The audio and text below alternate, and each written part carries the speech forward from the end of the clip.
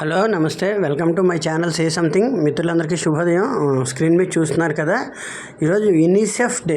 UNICEF అంటే అర్థం United Nations International Children's Emergency Fund. యాక్చువల్గా దాని అర్థం United Nations International Children's Emergency Fund అనమాట. ఇది 1946లో స్థాపించబడింది.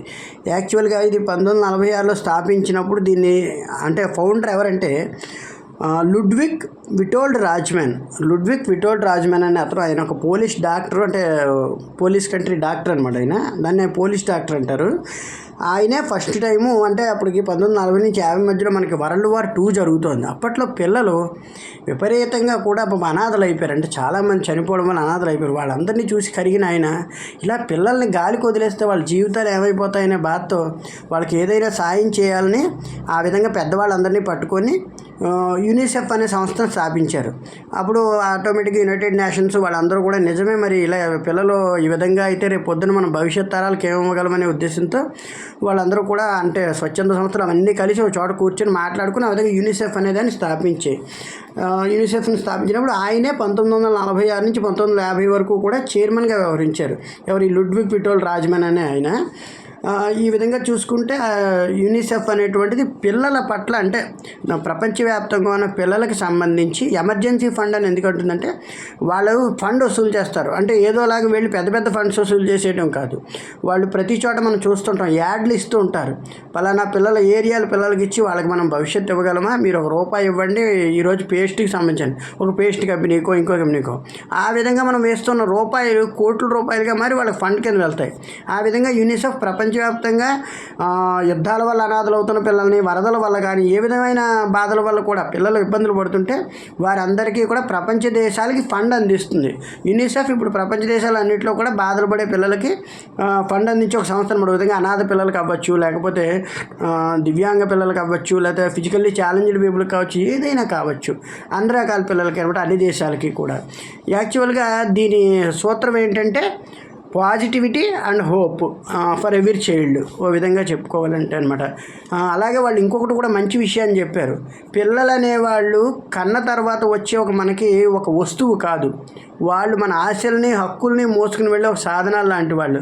వారిని మరింత ఆదర్శంగా తీర్చిదిద్దాలని చెప్పుకుని ఒక హోప్తో యూనిసెఫ్ పెట్టడం జరిగిందనమాట.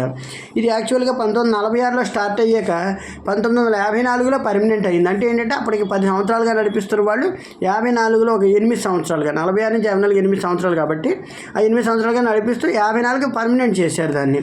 తర్వాత 1965లో ఈ సంస్థ చేస్తున్న సేవలకి నోబెల్ ప్రైజ్ కూడా వచ్చింది.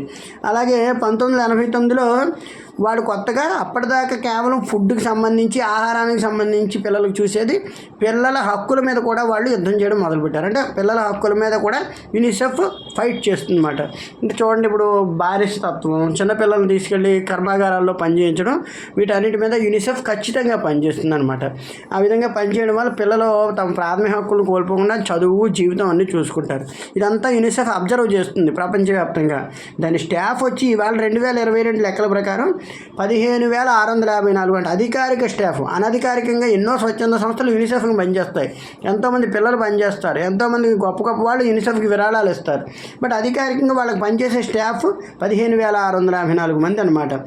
సో ఈ విధంగా చూసుకుంటే దానికి ఇప్పుడు ప్రస్తుతం అయితే ఎగ్జిక్యూటివ్ డైరెక్టర్గా న్యూయార్క్ సిటీలో ఉంటుంది. ఇది యాక్చువల్గాను న్యూయార్క్ సిటీకి, కాలిఫోర్నియా న్యూయార్క్ సిటీలో. దీనికి ఎగ్జిక్యూటివ్ డైరెక్టర్గా ప్రస్తుతం అయితే క్యాథరిన్ ఎం రసెల్ అనేవాళ్ళు పనిచేస్తున్నారు. అనమాట. ఈ విధంగా చూసుకుంటే మనం పిల్లల హక్కులు వాటన్నిటి గురించి మాట్లాడుకునేటప్పుడు మన ఇంట్లోనే చాలా వ్యతిరేకతలు కొంతమంది చూపిస్తుంటారు. అంటే అది అలా చూపించడం ఎంతవరకు సబబు అనేది నాకు ఇప్పటికీ అర్థం కాదు. పెద్దవాళ్ళు చూస్తుంటే కొంతమంది ఏమో చిన్నపిల్లల మీద విపరీతమైన అభిమానం పెంచుకుంటారు, కొంతమంది పెద్దవాళ్ళ మీద విపరీతమైన అభిమానం పెంచుకుంటారు, చిన్నపిల్లల్ని నిర్లక్ష్యం చేసేస్తారు. ఎవరో ఒక 20-25% మాత్రమే ఇద్దరు పిల్లల్ని సమానంగా చూడగలిగే వాళ్ళు ఉన్నారు. కానీ చాలామందిలో ఈ వ్యత్యాసం ఉండడం వల్ల వాళ్ళల్లో తెలియని ఒక విధమైన వైషమ్యం పెరిగిపోతుంది. పెద్ద అయ్యాక నువ్వు నన్ను చిన్నప్పుడు చూసేవా అనే పరిస్థితికి వచ్చే రోజులు ఉన్నాయన్నమాట. అలాంటి రోజులు రాకూడదు. పిల్లలు ఎవరైనా ఒకటే, ఒక పిల్లల్లో ఒక ఐక్యూ ఎక్కువ ఉండొచ్చు, ఒక పిల్లల్లో ఐక్యూ తక్కువ ఉండొచ్చు. మనం వాళ్ళని ఎలా సరిదిద్దాలనేటువంటిది చూసుకోవాలి. మనం పాత సినిమాలు చూస్తాం, హై నాయక నరేష్ గారి సినిమా ఉంటుంది. అందులో కూడా అన్ని బూతులు మాట్లాడుతుంటాడు. వాడిని ఎవరు మార్చలేకపోతే నరేష్ గారు వచ్చి తెలివిగా మారుస్తారు. అలాగే మనం తారే జమీన్ పర్ అని చెప్పేసి అమీర్ ఖాన్ గారి సినిమా చూసాం. చేసాం. దాదాపుగా అలాంటిదే ఒక ఫిజికల్లీ ఛాలెంజ్డ్గా అంటే ఏంటంటే ఆ పిల్లాడు ఏం అర్థం అవ్వదు ఆ పిల్లాడికి, ఓ విధంగా మైండ్లెస్ కింద ఉంటాడు. కానీ ఆ కుర్రాల్లో గొప్ప ఆర్ట్ ఉందని అతను గ్రహించి అతన్ని బాగా బాగు చేస్తాడు. అతను నా తర్వాత వేసిన ఆర్ట్ ఏకంగా ఇంటర్నేషనల్ స్కూలు పోస్టర్ మీద వేస్తారు, అంటే ఆ బుక్ పోస్టర్ మీద, ఆర్టికల్ బుక్ మీద. అంత గొప్పవాడు అవుతాడు అనమాట. అంటే ప్రతి మనిషిలోనూ ఏదో ఒక విలువ ఉంటుంది, ప్రతి పిల్లాడిలోనూ ఏదో ఒక గొప్పతనం ఉంటుంది. అది వెలికి తీసి జాగ్రత్తగా పిల్లల్ని వాళ్ళ హక్కుల్ని నిలబెట్టి తల్లిదండ్రులుగానే కాకుండా సమాజంలో మనం వాళ్ళని అన్ని విధాలుగా ప్రోత్సహించాలి. పిల్లలు తప్పులు చేసినప్పుడు తప్పు చేసాము అని కరెక్ట్గా చెప్తూనే ఆ తప్పు ఇంకోసారి జరగకూడదనే విషయాన్ని వాళ్ళకి సున్నితంగా కూడా హెచ్చరించే విధంగా ఉండాలి. యూనిసెఫ్ ఈ విషయంలో అన్ని విషయాల్లోనూ కూడా అబ్జర్వ్ చేస్తూ ఉంటుంది. యూనిసెఫ్ డే అనేటువంటిది ప్రతి పిల్లాడికి, అంటే ఓ విధంగా తల్లిదండ్రులు లేని పిల్లలకైనా ఎవరికైనా సరే చాలా ఆధారంగా ఉంటుంది. వాళ్ళు గొప్ప గొప్ప సెలబ్రేషన్స్గా చేస్తారు. వీలైతే మీ దగ్గరలో ఉండే ఏదైనా అనాథాశ్రమానికి వెళ్ళి వీలైతే, లేకపోతే ఈ 2 రోజుల్లో ఎప్పుడు వీలైతే వెళ్ళి ఎవరైనా పిల్లల్ని మీరు ఏదైనా చేయాలనుకుంటే సాయం చేయండి. ఆ విధంగా మంచి మంచి సాయాలు చేయొచ్చు. అలాగే దగ్గరలో ఎవరైనా మనకు తెలిసిన పిల్లలు ఉంటే వారికి చదువు చెప్పించండి. ఏదైనా వాళ్ళకి డబ్బులు తక్కువైనా లేదా ఫీజులు కట్టడం కానీ వాళ్ళకి తక్కువ అవుతుంటాయి ఒక్కోసారి. ఈ విధంగా మనం ఏదైనా ఒక మంచి పని చేస్తే అది మన పిల్లలకు మంచి జరుగుతుంది. మనం ఎవరి వాళ్ళకి ఇచ్చాం కదా, మనకి ఎక్కడికి పోదు, ఖచ్చితంగా అది మన పిల్లలకు వచ్చి చేరుతుంది. అలాగే మంచి మంచి విషయాలు నేర్పించడం, భాషల పట్ల మమకారం పెంచడం, జీవితాన్ని అర్థం చెప్పడం చేయండి. Thank you very much. Please subscribe.